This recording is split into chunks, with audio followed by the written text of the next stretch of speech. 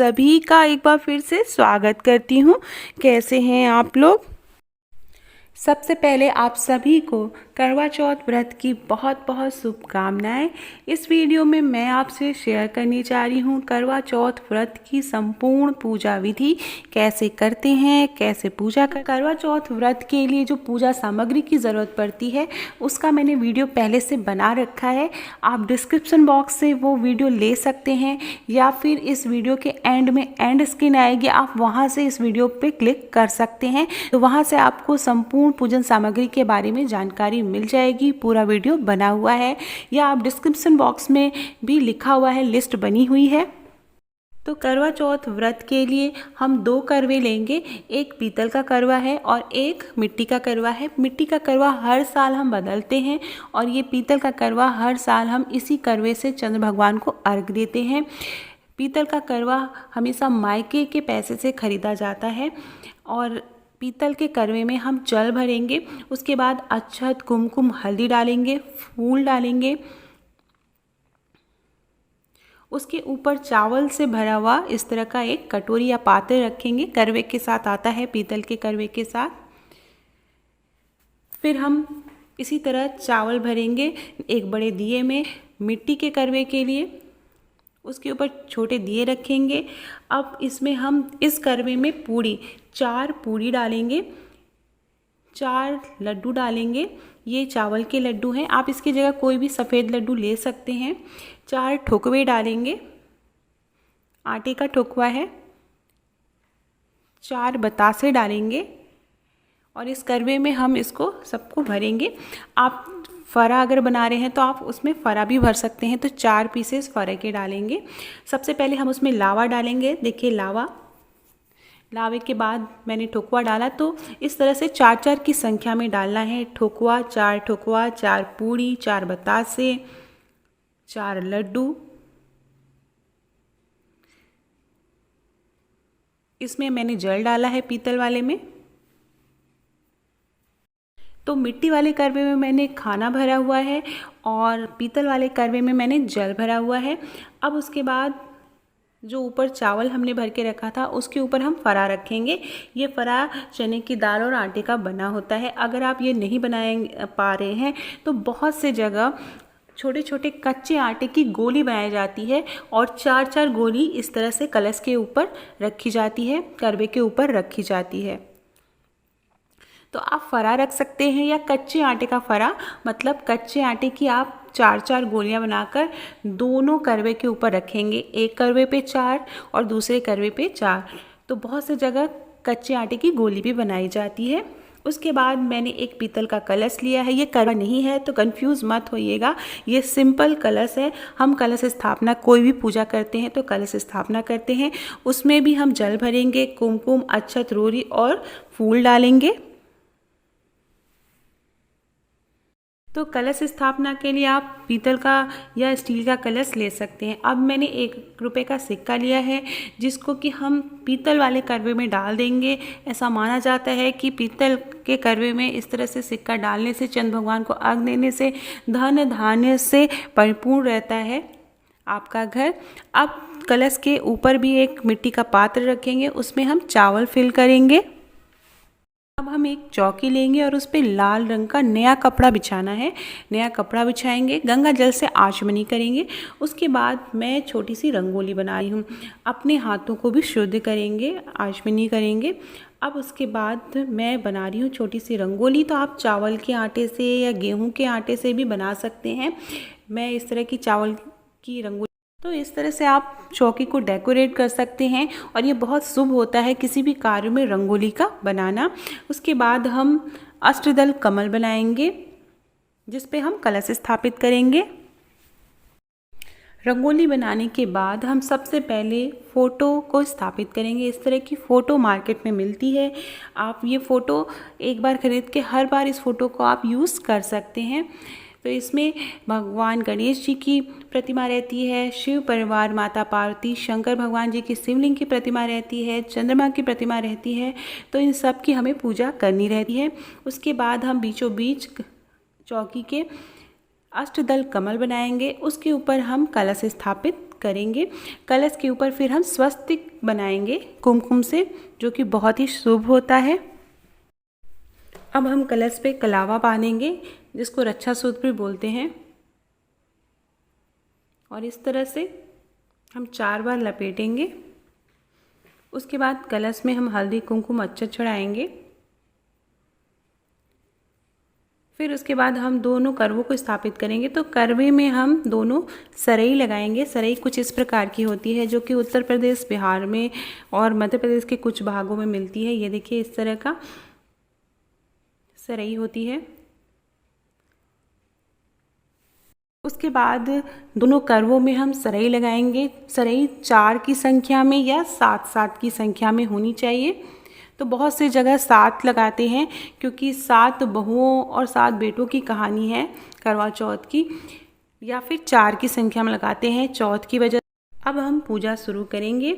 आप चाहें तो जो कलश स्थापना की हुई है उसमें आप दीपक जला सकते हैं, लेकिन सबसे पहले हम फोटो की पूजा करेंगे, श्री परिवार की पूजा करेंगे, उसके बाद दिया जलाएंगे।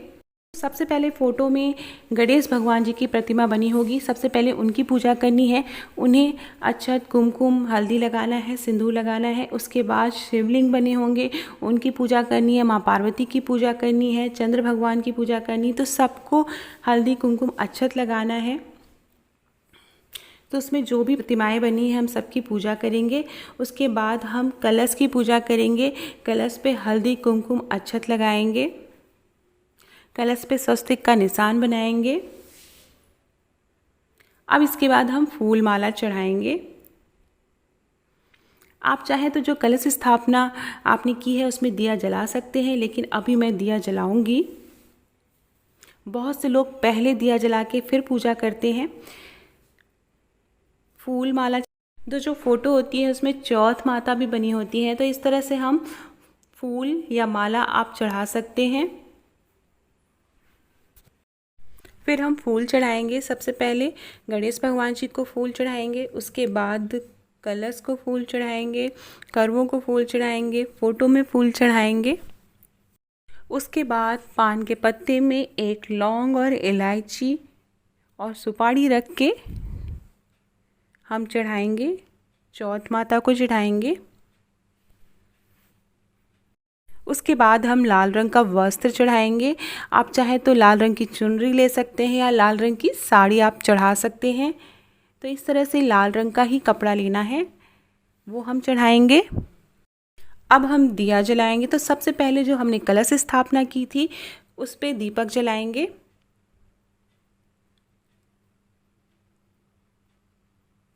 फिर हम करवों में दीपक जलाएंगे।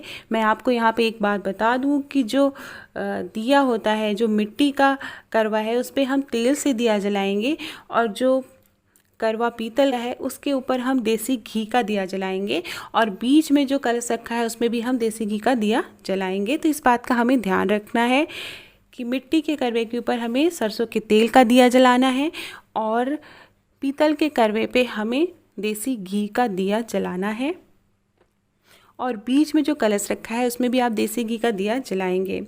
बहुत से लोग पूजा शुरू करते ही जब कलश स्थापना करते हैं तो ही दीपक जला देते हैं, दिया जला देते हैं, तो वो भी विधि सही है। अब उसके बाद हम श्रृंगार का सामान चढ़ाएंगे। माता चौथ को, माता पार्वती को हम श्रृंगार का सामान चढ़ाएंगे।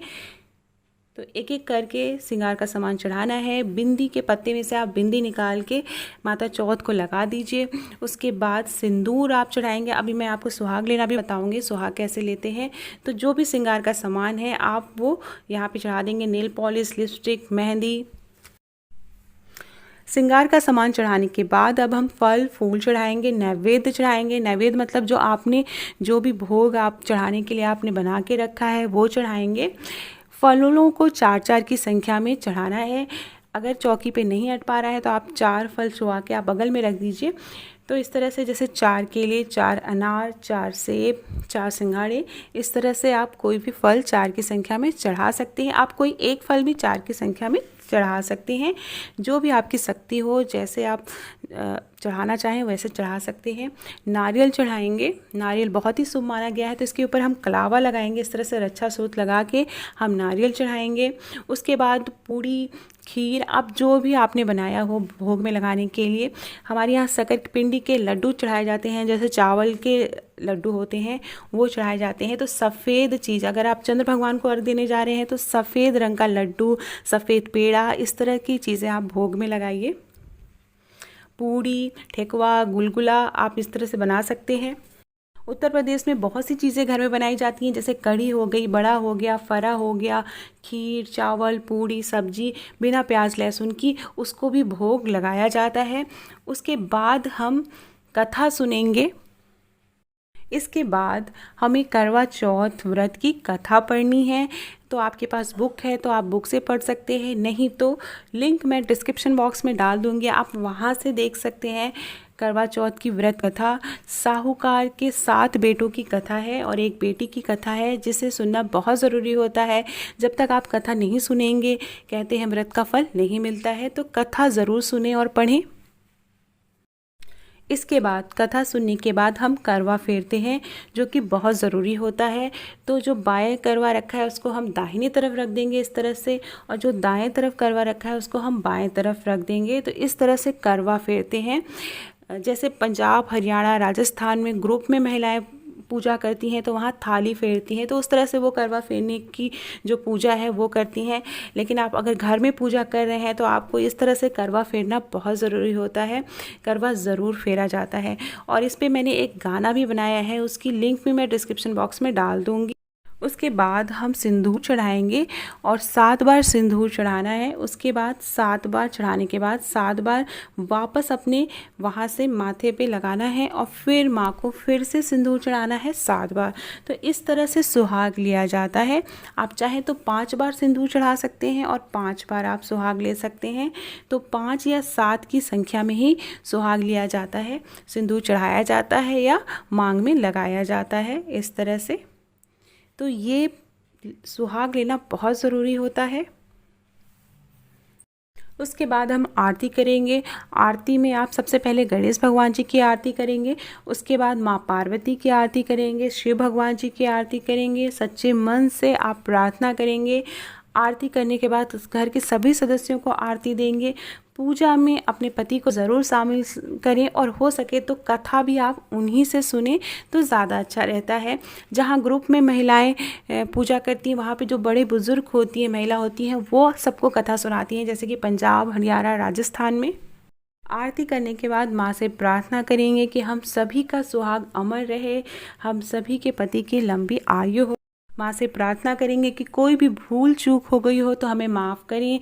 जो हमसे शक्ति हो पाई, हमने पूजा की, हमारी भूल चूक माफ़ करिए, हमें क्षमा करिएगा। तो ये जो मिट्टी का करवा है जिसमें कि खाना रखा है, उस करवे को ऐसे ही रहने देंगे पूजा की जगह पे, और अगले दिन सुबह जो सुहागिन महिलाएं हैं उस खाने को खुद भी खाएंगे और अपने पति को खिलाएंगी।